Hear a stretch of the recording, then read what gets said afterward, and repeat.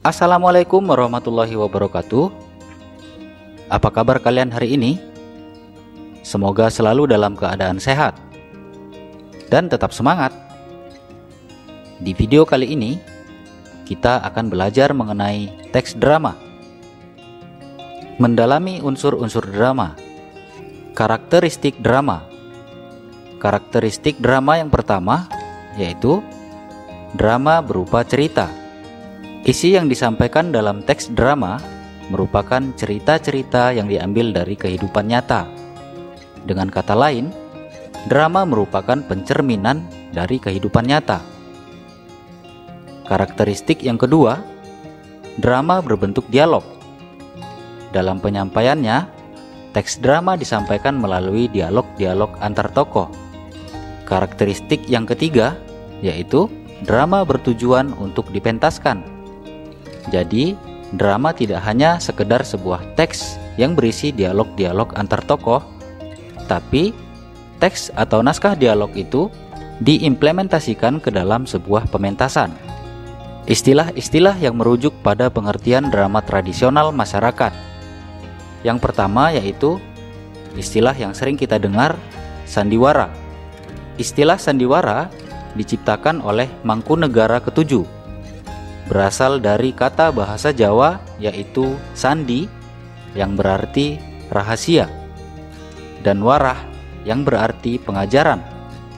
Oleh Ki Hajar Dewantara, istilah sandiwara sebagai pengajaran yang dilakukan dengan perlambangan secara tidak langsung. Istilah yang kedua yaitu lakon. Istilah ini memiliki beberapa kemungkinan arti. Yang pertama, lakon bisa berarti cerita yang dimainkan dalam drama, wayang, atau film. Yang kedua, lakon dapat pula berarti karangan yang berupa cerita sandiwara. Dan yang ketiga, lakon dapat pula diartikan sebagai perbuatan, kejadian, dan peristiwa. Istilah yang ketiga yaitu tonil. Istilah tonil berasal dari bahasa Belanda tonel, yang artinya pertunjukan. Istilah ini populer pada masa penjajahan Belanda. Pada masa penjajahan Belanda pun, drama sudah sering dipentaskan. Istilah yang keempat, sendratari. Sendratari merupakan akronim dari seni, drama, dan tari. Sendratari berarti pertunjukan serangkaian tari-tarian yang dilakukan oleh sekelompok orang penari dan mengisahkan suatu cerita tanpa menggunakan percakapan. Istilah yang kelima yaitu tablo. Tablo merupakan drama yang menampilkan kisah dengan sikap dan posisi pemain, dibantu oleh pencerita. Pemain-pemain tablo tidak berdialog. Unsur-unsur drama. Sama halnya seperti cerita narasi, drama juga memiliki unsur-unsur pembangun dalam teksnya. Unsur yang pertama yaitu alur. Alur adalah rangkaian peristiwa dan konflik yang menggerakkan jalan cerita. Alur drama mencakup pengenalan cerita, konflik awal, perkembangan konflik, dan penyelesaian. Unsur yang kedua yaitu penokohan. Penokohan merupakan cara pengarang menggambarkan karakter tokoh. Dalam pementasan drama, tokoh mempunyai posisi yang penting. Tokohlah yang mengaktualisasikan naskah drama di atas pentas.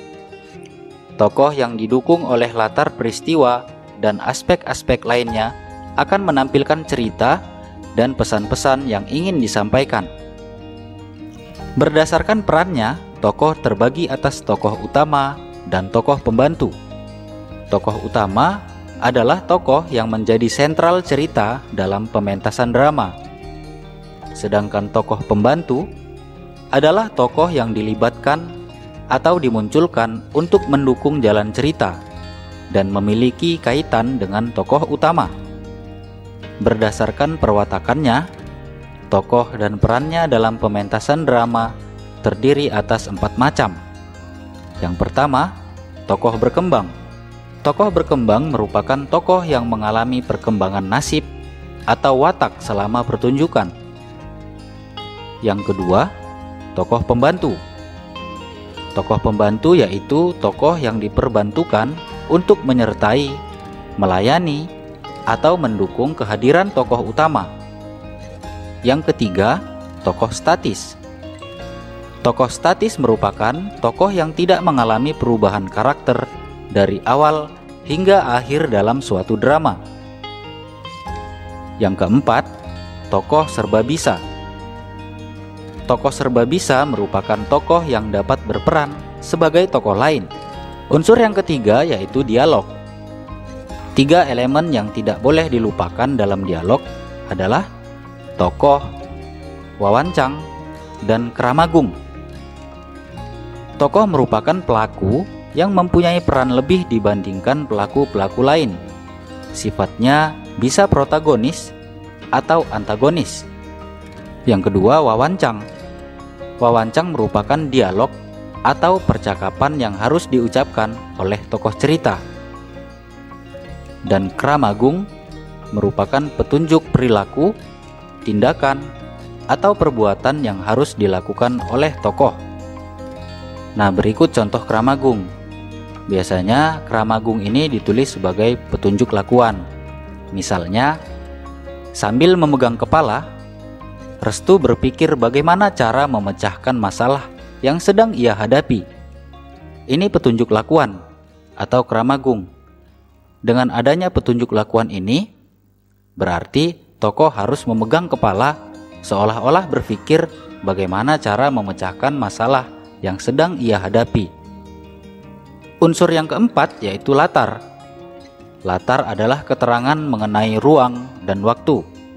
Penjelasan latar dalam drama dinyatakan dalam petunjuk pementasan. Unsur yang kelima yaitu bahasa. Bahasa merupakan media komunikasi antar tokoh. Bahasa juga bisa menggambarkan watak tokoh, latar, ataupun peristiwa yang sedang terjadi. Menafsirkan kembali isi drama. Ada drama dalam tayangan sehari-hari.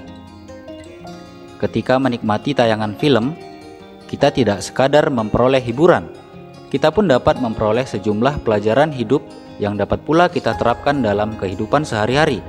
Kita pun perlu bersikap kritis atau melakukan penilaian-penilaian terhadap tayangan itu atas baik buruknya terhadap kita sebagai penonton. Kemudian tanggapan untuk pementasan drama. Tanggapan yang baik tidak sekadar menyatakan setuju atau tidak setuju. Tanggapan harus disertai dengan alasan-alasan yang logis dan meyakinkan.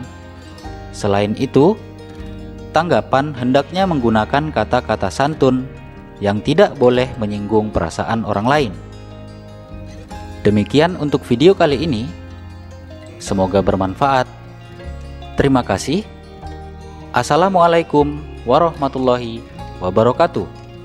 Sampai jumpa di video selanjutnya ya.